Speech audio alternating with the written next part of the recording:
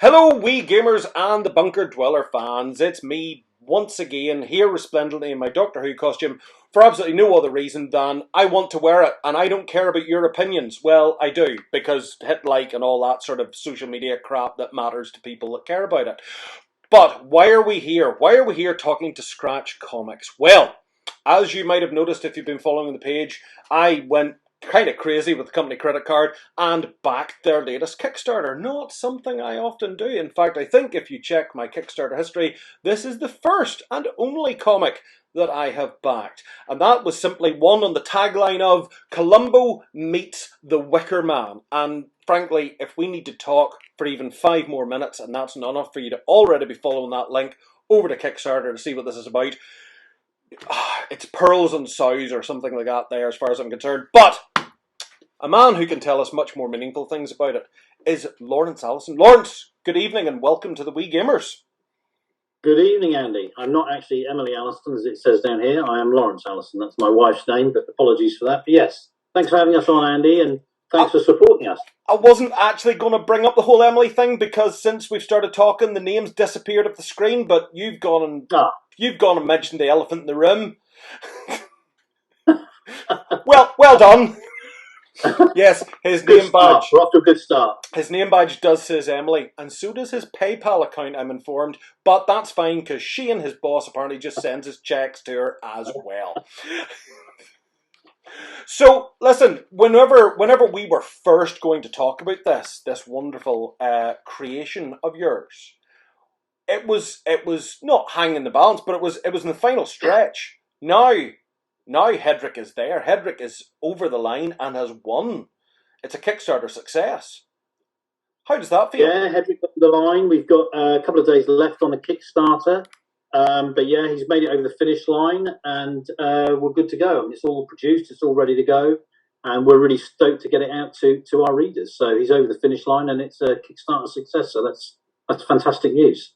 Lovely stuff. Yeah, 4 days to go. 161 backers so far. 3,593 of your British pounds. Not a splash in the ocean. Quite respectable for indie comics from what I can see on the old Kickstarter. Was Kickstarter the ideal place for you to go? I mean, is this the kind of the future for independent comics? Because I see more appearing there. Is that something that's important to the system? I think the indie scene's growing. I think there's a lot of people around my age that have grown up with comics, all kinds of comics from the Beano, Whoopi, Buster, Wizard and Chips, and then into 2000 AD, Warrior, and the more sophisticated comics. But I think there's a sort of nostalgia for the weird and wonderful, for pacey stories, plenty of content. And I mean, it seems a good place to sort of leverage a decent amount of money to at least make your money back. So David Hitchcock, who's the fantastic artist that we've used on this, he's produced 28 fantastic pages of material, which has obviously taken him a fair whack of time. So I think Kickstarter is a good basis to start getting a following. And obviously, we're only on issue 1 of Hedrek, and there's at least 3 other issues. Each issue has a self-contained story, but the issues will build. So we're hoping to get a bit of a following, and at least get to issue 4 when we'll be able to tell that whole arc of that story. And obviously, if it's popular, then there's plenty more stories to tell. But yeah, 4-issue arc. Each self-contained issue has I think a satisfying ending to it, but the 4 issues will build and get more weird, wonderful, freaky, and fantastical, hopefully. Well, that's the thing, as you said, this is the first out the door for your new imprint, Scratch Comics. Shane's little baby. Unfortunately, Shane had band practice, so he couldn't join us for the hard questions like, how did Scratch Comics come about? I'm almost scared to ask you because I get the impression that you'll literally make something. Let's just go. How did Scratch Comics come about? I will since he's not here, I will completely make something up. No, I mean, Shane's been in the industry for a long time, has lots of links with lots of comic people, and I think has worked, in partnership with other people before. But I think this was his first outing and his first investment of time, at least, and some money in, getting this Kickstarter off. So I think he has an ambition to do other stuff under this banner, but he's worked in the industry for a number of years, is very well connected. and he's my editor, I guess. So I mean, in truth, I wrote this thing during lockdown. In the first lockdown, I wrote a thing called The Labours of Heracles, again with David Hitchcock. And in all honesty, Andy, I just did it because my job is a pretty demanding, serious job. I'm a forensic psychologist. I've worked with police, military, law enforcement for 30 odd years, and I love my job, but it's a difficult and it's a serious job, and it's a scientific job. But I think, everybody needs an outlet. And, as a scientist, you need to do something very creative and fictional and something that's going to get, other parts of your brain working. So, as I say, I worked on The Labours of Heracles with Dave Hitchcock. That was a success on Kickstarter in the first lockdown. And then I actually thought, I've got a great love of folk horror. I've got a great love of detective stories. I think a lot of detective stories have not been told in a way that I would tell them, based on my experience of working with cops. And so I was just combining those two things: police procedural, detective story, mystery, murder, meets folk horror, meets the quintessentially weird and wonderful, idiosyncratic world of, strange detectives that have been, in the past that I like, or strange characters. I think you and I briefly spoke about The Prisoner, which I loved, absolutely adored when I was a teenager. I used to record each episode on a cassette and listen back to it. It was this pre-video days. I loved Patrick McGoohan. I loved that outsider thing. And, Hedrek's got qualities of that, Columbo, Inside Number 9, The Wicker Man, stuff like that. So, yeah, the pithy catchline was Columbo meets The Wicker Man, and that's kind of where we're at with Hedrek. I have to agree with you. I mean, like, the ad came up, and quite often I'll just scroll past these things, but that line caught me. But yeah, I did mention to you about the Prisoner, because even though the Kickstarter doesn't give away a lot, it tells you a little bit. It doesn't give away a lot. There was a certain element of that otherworldliness that the Prisoner brought across, and that was, again, that little thing just got into the back of my head and says, "You need this, Andrew. You must buy it. You must find out the truth." So Hedrek himself, I mean, you're obviously talking about your real world occupation and the experience you've had in the real world. Did the character come from any specific real world inspiration? Is there somebody you've worked with you thought, you're weird and twisted? So. Yeah, I think, I've worked with lots of cops, and, you get some bad ones, you get some good ones, and you get some inspirational ones. Of course, law enforcement tends to get a bad rap in the press, and many times for understandable reasons. That's, I think we're all sympathetic to that.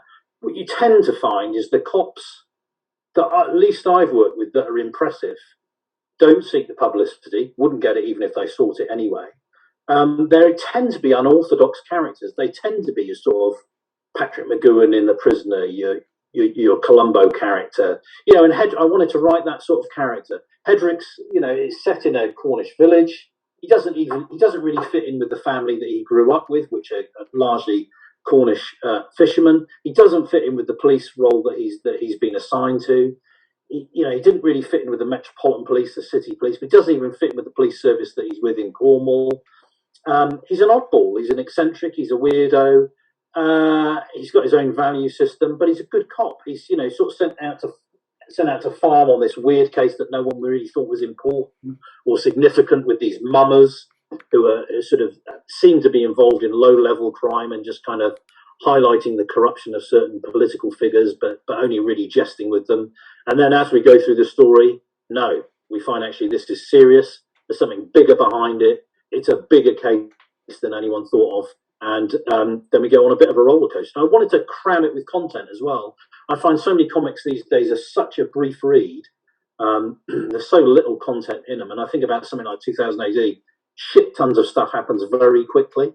So, I was merciless in my editing. If it wasn't moving the plot forward quickly, I ditched it. It wasn't enough to have a nice idea. I wanted the plot and the thing to be moving constantly. So a hell of a lot happens in those 28 pages. So that's where we're at. And so here's the cover, which I have the original on. Oh, lovely! Yes, somebody, I don't know who, but what was the note I got?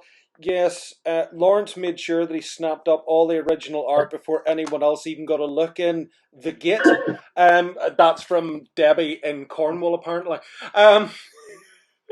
Is that true? Did you? Well, there's still plenty of original pages there, and I have resisted thus far all of the original pages that Dave's produced. But I mean, I've worked with Dave on a number of projects now. He's a phenomenal artist. I mean, unbelievably good.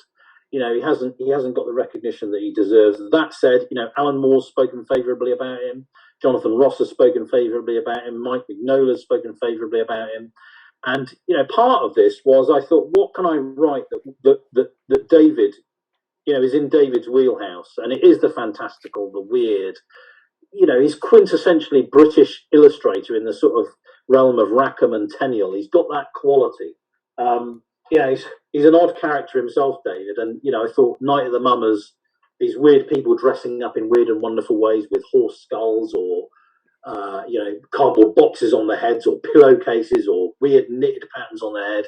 That weird, wonderful, creepy sort of foresty folk horror vibe is in David's wheelhouse. And he's done a phenomenal job on it. Really detailed pages that look really beautiful but are kind of creepy. So I have resisted all the original pages, but I had to get my grubby little hands on the cover. I have to back you up on what you're saying here, and it's not to blow hot air at him. It wouldn't even if he was here. In fact, if he was here, might have made an effort to criticise him in some way. But to be honest, the panels that I've seen and what startled me is the big, like the cover, lovely. There's a lot of interesting subtleties going on there, and then you look at some of the interior panels, and they are like works of art in their own right. The level of detail, which surprised me because so many comics that I've sort of flicked through in recent times, you get a lovely cover, and you maybe get every third or fourth page something that has a real bite to it. But I hate to say it, there's a bit of a lackluster, a washed out kind of blandness about a lot of the other panels. Yeah, I agree. David crams a load of stuff into his stories, but also I think the other thing that's David's really good at is he's a bloody good storyteller. And I gave him some difficult challenges, not because I was deliberately being mean, but I thought, Christ, if I was tackling this as an artist, I'd have a problem with this. But yeah, he can tell a story. He knows when to hold back. He knows when to do a splash panel. He's great at expressions as well. So I mean, some of the gentler, smaller moments between Hedrek and other characters, requires a good knowledge of how to convey an emotion. And so all of that is in there, the fantasy elements, the emotional elements, the storytelling bits, and like you say, the detail. So, if folk are interested in an original piece of art, Dave's your man. You're not going to get a half-cut page that he hasn't put effort into. Also, David's working method really kind of surprised me. I mean, when I was working on the labours of Heracles, for example, I thought, if someone asked me to draw that, there's 12 labours, right? Do I want to do the labour where he's mucking out a stable? I mean, that's a fucking boring thing to draw, right? Or am I going to go straight to the end with Cerberus, the three-headed dog? Yeah, I want to draw that. But David didn't do that. He took each labour one by one, systematically went through them. And he worked the same way on Hedrek. And there are some more interesting pages to draw as an artist, I think, than others. But David's a mega professional. Page 1, smashes it out of the park. Page 2, smashes it, and goes right the way through, systematically. Constantly kept checking in with me with thumbnails saying, does this look right? Are you pleased with this character? And even the first panel on the first page, where my simple description was of four characters. These are the 4 characters. I want you to draw them all talking to one another. He drew that, but not only did he draw that, he drew the window behind them with a scene from Lewin, Cornwall. So all the little houses were drawn in the background, all the characters were drawn, and then all the lettering, which Rob Jones handled magnificently as well, all in that first panel. So it's absolutely rammed with effort and detail and love, actually. It's a testimony, they say, to a well-done comic that when you take the words away from it and flick through it, the pictures still tell the story. Now, I can't obviously profess to having seen everything, but what I have seen, they speak. They really do, which is, it's that's, I suppose that's about the highest compliment humble old I who knows next to nothing about this whole industry can offer to it. That if the picture's telling a story to me and I don't know what the story is. And it's right. I think it's a good sign as well that, after I'd, David had drawn the pictures, I was able to take some of the words out. Some of the dialogue was not then required. And that is telling in and of itself. So, yeah, David's a phenomenal storyteller. I think you could get a pretty good sense about what's going on without my words. So he's done a great job. You Great. you probably don't want to make too much out of that, because you like getting a paycheck at the end of the day too. Words are important. But yeah, it does seem to be. You were talking earlier about the length of the comic, and it does seem to be there's a shortening of people's attention spans and a shortening of the time they're prepared to invest in a story. And you talk about making sure the action moves along. At any point, did you sort of feel that was corrupting your story in any way, trying to keep that fast pace to keep people's attention? Not really. I mean, one of the films I always rave about, which is probably not a very interesting thing to say, is Jaws. Part of the reason I love Jaws is there's no flab in Jaws. Every fucking scene is good, and every scene moves us forward. There's no redundancy in it, and whether it's a film, a comic book, a book, or whatever. I mean, I think partly because I write as a scientist as well, you're wanting to always be economical and describe complexity very quickly. If you've got a complex idea, it's not helpful to the reader to describe it in a complicated way. If you're dealing with something complex, you want to describe it briefly and succinctly and accurately. So that is partly what I brought to bear on it as well. But what makes a good story is the momentum of the plot, the arc of the story, the movement of the characters. Things need to change. Characters need to change by the end of it dramatically. So I didn't feel it was about keeping attention span. It was more about wanting to move the reader forward constantly, constant state of motion. And, without giving too much away, and I've talked about this before on various other podcasts, there are 3 things that happen to Hedrek in those 28 pages that are grim.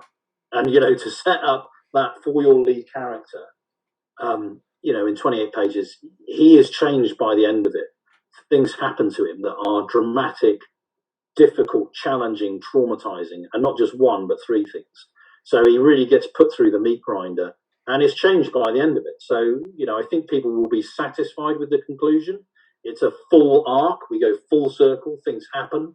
Things change by the end. There's a nice symmetry to it. The first panel mirrors the last panel in a hopefully intriguing way. But I think the reader will get to the end of it and think, oh, I want to read the next one. What's going to happen in the next chapter of Hedrek? And then we'll take it up a notch in chapter 2 and in chapter 3 and in chapter 4. And things are going to get more serious, and characters will be changed. So it's a fun thing to do as a writer is to start off with a character that's at point A and then dramatically change them to point B. It's an intriguing thing to do. The hero's journey. Yeah, well, anyone that's read anything about writing, and I think it was incumbent on me to do a little bit of research on what makes for good writing. So I bought all the usual things, Robert McKee's story and Save the Cat and all that stuff. And although maybe they're very restrictive, I think if you've got a rough idea of what successful scriptwriters have done before, then you should read about it. And I was cognizant of those things. And one of the things they will all say is, create a hero that people warm to quickly and then beat the living shit out of them by the end of it. That's what you've got to do. Yep. Make sure that your antagonist is stronger than the hero, so that the hurdles that they've got to overcome, seem monstrous and difficult. So that's what we've done. Because people, I know you people, you're lazy, and you just admit it. Because people are lazy, the mummers. That is, if my Google Feng Shui is correct, because I'm not lazy and I Googled it, is like performance dancers of ye olden times. Yeah, that's right. Jolly good. Right, so there you go. For those of you who are still sitting going, what is mummers? I mean, is this about MILFs or something? No, it's about actors who are bad. Not bad actors. They're quite possibly good actors. They're bad as in potentially naughty.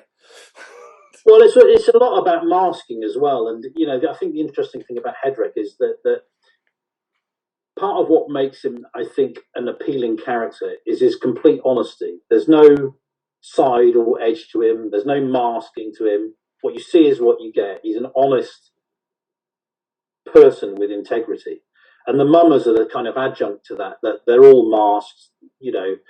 There's a lot of sort of allegorical stuff around being hidden and people not appearing what they seem to be. And then that's thrown on its head as well, because part of what the mothers are doing, they're kind of a bit like that group Anonymous, exposing people in power, but yet remaining anonymous themselves. There's that sort of quality and vibe to it.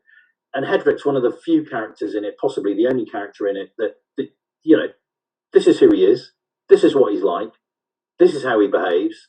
There's no deception, there's no edge. He's the constant through it. The bad guys, masked.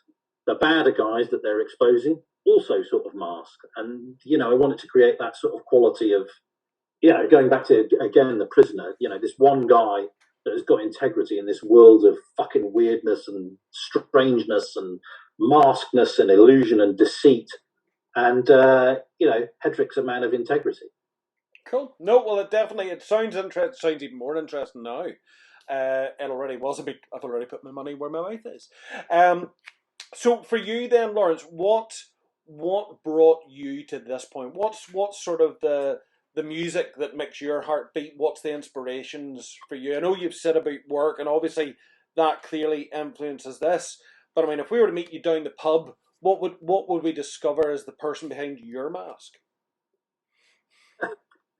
Well, I think the other thing is, what struck me, even when I was writing Heracles, a friend of mine said to me, you do realise you've written a lot of yourself into this.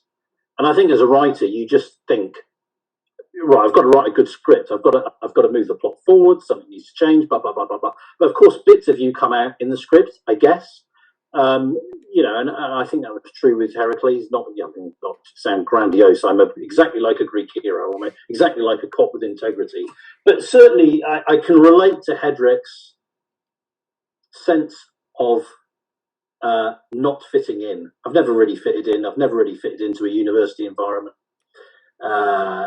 There's always that feeling of not quite belonging to the group that I relate to very much with Hedrek. And I think, God, dare I say it without sounding narcissistic, I'm a pretty straightforward person. I say what I think, and I mean it when I say it. So there's bits of that in there. But in terms of influences, God, it's so varied. And, God, where do we go back to? I loved comics as a kid. I loved that escapism world. I loved all the funny comics when I was a kid. And I loved 2000 AD because it was such a head fuck. It was so nuts and anarchic and subversive and seditious and bizarre. I remember being in class reading a comic and one of my teachers saying, what are you reading? And I was reading ABC Warriors, which is about a set of robots that were deployed to work in environments that human beings couldn't go, because they could go where chemical weapons were, they could go where radiation was. And my teacher said, well, that's ridiculous, that will never happen. Well, I'm working on AI now. I'm doing stuff on AI that may assist in, disaster management. So, having these creative outlets improves the way you can think about the possible. So, yeah, 2000 AD, Warrior I loved, Swamp Thing I loved, V for Vendetta I loved, all that stuff I loved. Film-wise, I'm a big, big horror fan. I love most of the A24 films, things like Lamb. In fact, I watched that a couple of days ago. Weird, can't quite make sense of what the fuck's going on in it, but I loved it. St. Maud I loved, Hereditary I loved, all the dreadful term, but elevated horror, weird stuff that you can't quite make sense of, the shadow on the wall that you can't quite see, or all that stuff I love. But I love kind of shit horror as well. Basic slasher stuff. I love all that. So there's no, it doesn't all have to be intellectual. Sometimes it's it's just for the fun of it, the pace of it, the movement of it, the action in it. So yeah, pretty variable, I guess. But the folk horror vibe I love as well. Midsummer I really adored. I thought it was such a weird, strange, otherworldly film. Wicker Man, of course, we've talked about that a bit as well. Blood on Satan's Claw, all that kind of stuff I've always loved. So yeah, the classics. The classics. The classic, absolutely. One last thing. I mean, a lot of the comics, obviously, that you've talked about and you've referenced are British comics. I mean, the British comic market. I mean, Britain. It's, dare I say it, we're a bit small.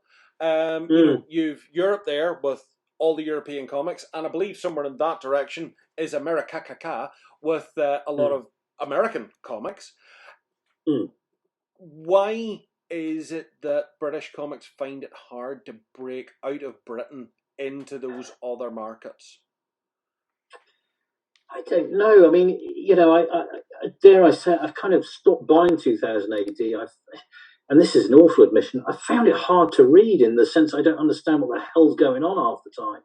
You know, I think it's, I think there's a legacy of wanting to constantly be elevated. And, you know, sometimes you just got to have a strong character with a strong story and do your bloody homework around what makes a good story. You know, a lot of the stuff I've read in certain British comics, and you know, I put 2000 AD in that category a bit, are trying too hard to be clever, and sometimes it's just about tell a good story.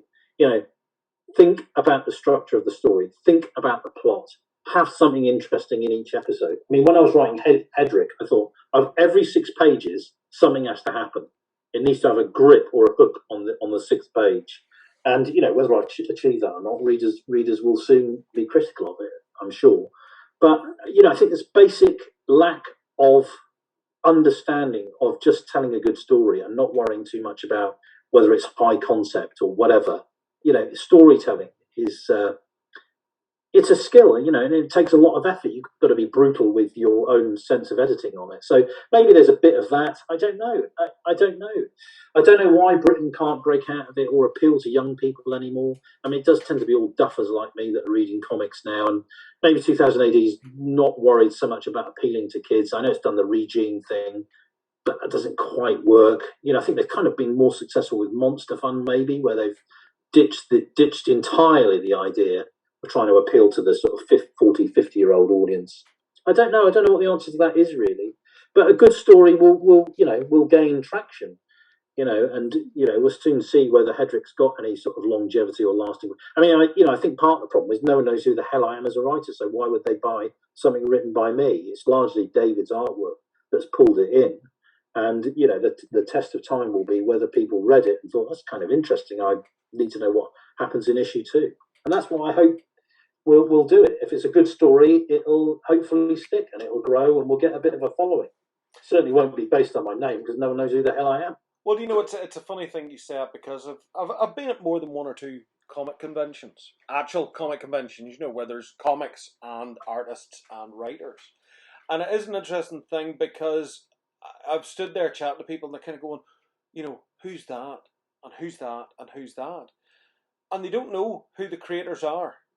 They know what the creation is, but they've no idea that somebody, that guy over there with the shiny head, he wrote it. That girl over there with the curly bob, she drew it. You know, the creators seem to be the last thought. There's a hardcore of fans who sort of have to know who everyone in is and, you know, run over and, oh, Mr. Ennis, would you draw me a picture? And Glenn Fabry, would you do this for me, etc., etc., etc. But I think there's a much larger swathe of people just go, I enjoyed reading that thing. And then it goes into the show. No, that's maybe a good thing. I think there was, I mean, and I was not guilty of it, but I enjoyed. I mean, I remember going back to the UCAC conventions when I was 15 or 16, and that was back in the day where you could sit and have a pint with Alan Moore, and it wasn't an issue. You know, I worship people like Brian Bolland and, you know, Mick McMahon and people like that, and that was back in the day where these things were much smaller. But I think, you know, maybe it's not a great thing in some ways if your main thing is who it's written by. It needs to be the quality of the story. I mean, all these films that I mentioned, these horror films, I don't know who the hell wrote them. Yep. I don't really know who directed them. I just fucking love them because they're good stories and they look great and they tell me something and they move me. They make me feel something. So it does need to be around the story and the character and not the creator, really. But of course, you know, people get a following, and thank God, you know, David Hitchcock's got a bit of a following and he deserves it. You know, he's got very recognisable art, and people will follow that, whether he's doing Heracles or folk horror or fairy stories or whatever it is that he's doing. He's got a look and a vibe, and I get that. But yeah, I think, you know, it's all about the quality of the thing that's produced ultimately, and that's what will give it longevity and make it successful ultimately. I'll stand behind you on that one. Well, folks, there you go. We've reached the end of the show for now. As we sign off, Hedrek, Night of the Mummers on Kickstarter. See the link below. See the link in the comments. I might even do a QR code so that you really lazy people can just hold your phone up to the screen and get taken straight to the Kickstarter page, because I am that nice and helpful a person. But I'm not doing the pledge for you. Spend your own goddamn money, because I've got none left. Now at £3,606. So there we go. well over the fence, and still 4 days to go. So congratulations. It looks like Hedrek has got his legs, and hopefully 162 people and their friends, because these are all skinflints, and you're going to lend this to 2 or 3 other people each, aren't you? We'll soon find out what a good story it is as well. So there we go. That's us. We've nothing more to say. Stay tuned for more Weegamers videos. The next thing's up might have something to do with Doctor Who, because yes, now that I'm in the middle of record, I'll probably record a couple more things as well, because, you know, I'm a sucker for your likes. But not enough of you subscribing, so get the finger out. Or are you that lazy you can't click subscribe anymore? Get yourself over, check Scratch Comics out on Facebook. And as you've heard, Laurence Alison really wants some fans on Facebook, so make sure you find his page and follow him. Thanks so much for having us, Andy. Not a problem. It. It's been an absolute pleasure. Good luck with it. Can't wait to get it in hand. And I'll tell you what, when it's in hand, we'll maybe drag Shane onto screen to talk about how awesome it is. Let's get him on. Might even David Hitchcock. Maybe. Dave did promise to be very grumpy and pessimistic for me, and I love that. I'm all up for some pessimism. So there you go. There's something else to tune in for. Of course, if we don't invite them back, you know what? I've read it. No shit. But I don't think that's going to be the case. There you go. There it is. There it is. Thanks so much, Andy. Appreciate it. Go on. Have a good night. And folks, see you again on Weegamers in the Bunker page. Bye-bye.